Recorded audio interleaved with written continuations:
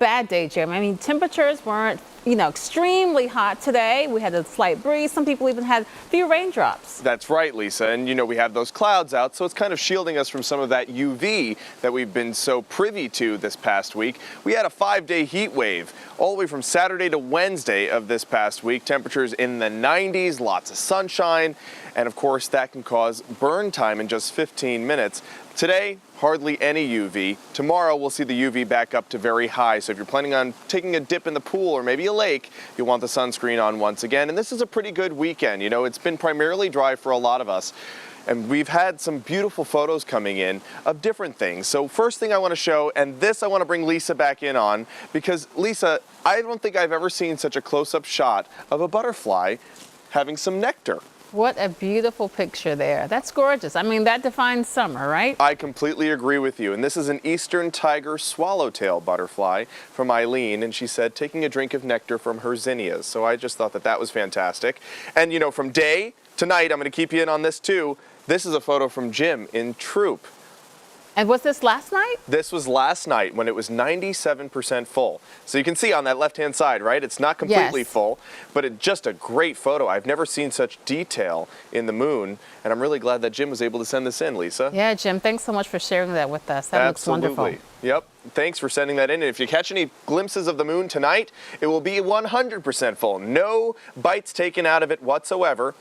So hopefully you can send that in, and I'll have it on later editions of Newswatch 16. The buck moon, called the buck moon because Native American tribes in the past noticed that the bucks began regrowing their antlers this time of year, and that's why they call it the buck moon. It appears 100% full tonight. It officially rises today at 8:34. Probably will be cloudy. You probably won't be able to see it until the morning hours, and that's when it officially is full at 6:17 a.m. It's also known as the thunder moon because we get a lot of thunderstorms this time of year, as many of you are well aware. Luckily, today was not one of those days. Current view in Pottsville, overcast, and same from our rooftop camera looking down to the south. 78 degrees is the current temperature. We had a high today of 83 degrees.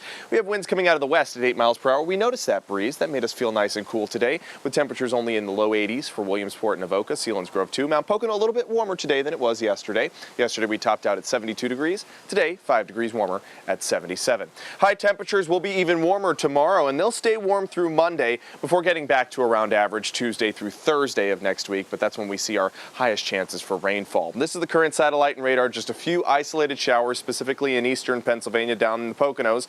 Maybe a heavy downpour right now moving through Stroudsburg, but it'll exit Pike County in the next, I'd say, hour or so, maybe 30 minutes to an hour. So we're pretty much wrapped up with the rainfall. Same for central Pennsylvania. We had this last lingering shower in Lycoming County, now exiting Williamsport and seeing the sunshine return for Trout Run in Jersey Shore, and that'll continue its way towards the east as well. There's the larger picture. This stationary front kind of funneling in some of those showers into our region. We originally thought that this cold front might bring us some showers tomorrow, but it's kind of dwindling and dissipating. So by the time we get to tomorrow, likely won't have enough lift in the atmosphere to create too much in the way of rainfall. Those dew points are high, so it is muggy, but it'll start to cool and calm as we go throughout the evening hours, and those lower dew points, so nice comfortable air, will fill in for the overnight. I see those showers continuing to exit throughout the next few hours, maybe an additional sprinkle by midnight, pretty much cleared up by sunrise tomorrow. Maybe some patchy fog in our valley cities, but otherwise tomorrow looks like a fantastic day. Some high clouds, very warm. Make sure you slather on the sunscreen. And by the time we get to Monday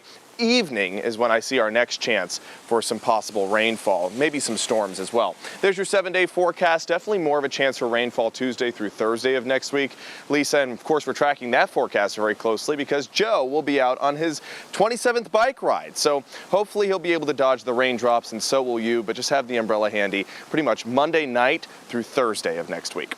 Oh, so most of next week. Most of next week, unfortunately. But the big day, of course, is the telethon on Friday. Yes. And it looks dry right now. All right. Thank you, Jeremy. Yep.